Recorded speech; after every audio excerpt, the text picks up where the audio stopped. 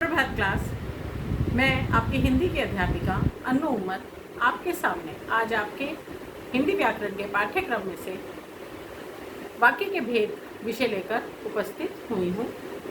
आपको मैं जैसा बेटा स्लाइड पे दिखाऊंगी और जैसा मैं आपको जो चीज़ आपको लिखने के लिए बोलूँगी वो बेटा प्लीज़ अपनी कॉपी में नोट डाउन करते चलिए।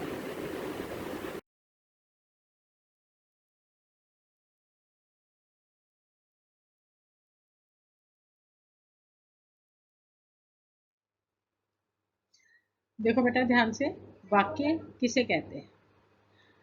शब्दों के व्यवस्थित तथा सार्थक समूह को वाक्य कहते हैं।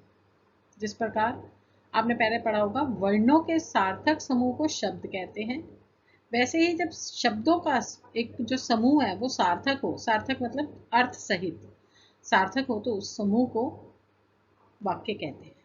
जैसे पौधों में एक फूल खिला है, ये एक सार्थक समूह है। अगर लिखा हो खिला है एक फूल पौधों में, खिला है फूल पौधों में एक, इस तरह कोई भी लिखा हो तो वो सार्थक नहीं है, तो वह वाक्य नहीं कहलाता। राधा सितार बजा रही है, यह भी वर्णों का शब्दों का एक सार्थक समूह है। सभी शब्द राधा सितार बजा रही है एक अर्थ के साथ है, इसलिए इसे भी वाक्य ही कहा जाता है। मैं बाजार नहीं जाऊंगा, यह भी वाक्य का ही एक रूप है। बेटा जैसा आप वीडियो में देख रहे हैं, वाक्य के दो भेद होते हैं, रचना के आधार पर और अर्थ के आधार पर आपके 9th क्लास के सिलेबस में जो आपके विषय है वो सिर्फ अर्थ के आधार पर वाक्य के भेद हैं। तो मैं आपको ये अर्थ के आधार पर वाक्य के कितने भेद होते हैं, उनकी परिभाषाएं क्या होती हैं, उनको पहचानने का तरीका क्या होता है और उनको आपस में परिवर्तित कैसे किया जाता है, ये मैं आपको दिखाऊंगी। वाक्य के भेद। अब हम आगे पढ़ने जा रहे हैं वाक्य के भेद कितने होते हैं और कौन कौन से होते हैं। वाक्य के 8 भेद होते हैं बच्चों। विधानवाचक वाक्य, निषेधवाचक वाक्य, विस्मयवाचक वाक्य, संदेहवाचक वाक्य, आज्ञावाचक वाक्य, संकेतवाचक वाक्य, इच्छावाचक और प्रश्नवाचक वाक्य।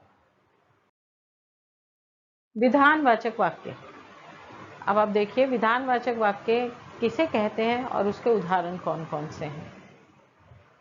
जिस वाक्य में किसी क्रिया के होने की सूचना दी गई है वह विधानवाचक वाक्य कहलाता है। इंग्लिश में हम इसे सिंपल सेंटेंस भी कहते हैं। जैसे कोई भी काम करना, क्रिया मतलब काम करना, किसी भी काम को करने का आपको बताया जा रहा हो, सूचना दी जा रही हो, तो उसे विधानवाचक वाक्य कहते हैं। जैसे सूर्य पूरब में उगता है, कविता ने पाठ याद कर लिया, बलवीर ने भाषण दिया। ये 3 उदाहरण है। ये आपने अपनी कॉपी में भी साथ में बेटा उतारते जाना है। ये 3 उदाहरण है जिससे आपको पता चल रहा है कि ये तीनों कोई ना कोई यहाँ पर कार्य हो रहा है, उसकी सूचना दी गई, तो यह विधानवाचक वाक्य कहलाता है। अगला है निषेधवाचक वाक्य। जिस वाक्य में क्रिया के करने या होने का निषेध हो। निषेध मतलब बेटा मनाही, मना कर रहा है, ना किया जाना। ऐसा कोई वाक्य हो जहां पर क्रिया के करने या होने का निषेध हो, उसे निषेधवाचक वाक्य कहते हैं। उदाहरण देखो, अंश विद्यालय नहीं जाएगा। इसमें क्या है? नहीं जाएगा। नहीं मतलब निषेधात्मक वाक्य। अगर ये लिखा होता अंश विद्यालय जा रहा है तो ये होता विधानवाचक वाक्य। आपको पेपरों में वाक्य परिवर्तित भी करने आते हैं। जैसे इस निषेधात्मक वाक्य को विधानवाचक में बदलो या विधानवाचक को निषेधात्मक, ऐसे 8 में से किसी भी प्रकार में से बदलना, परिवर्तित करना भी पेपरों में पूछा जाता है। अगला उदाहरण देखो, रात में बिजली नहीं रहती। नहीं मीन्स निषेधात्मक। उसने बात तक नहीं की, यहाँ पर भी नहीं का उपयोग किया गया है। तब इस नहीं देखकर ही आपको ज्ञात हो जाएगा कि ये निषेधवाचक वाक्य है। गोलू पाठ नहीं पढ़ता है। नहीं पढ़ता है, अगर पाठ पढ़ता है तो विधानवाचक हो जाता, अगर नहीं आ गया तो नहीं शब्द से निषेधवाचक वाक्य बन जाता है।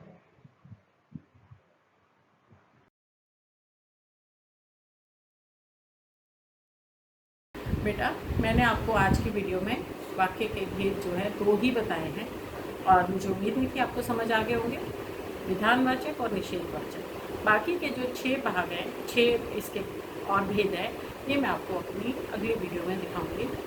और तब तक के लिए धन्यवाद।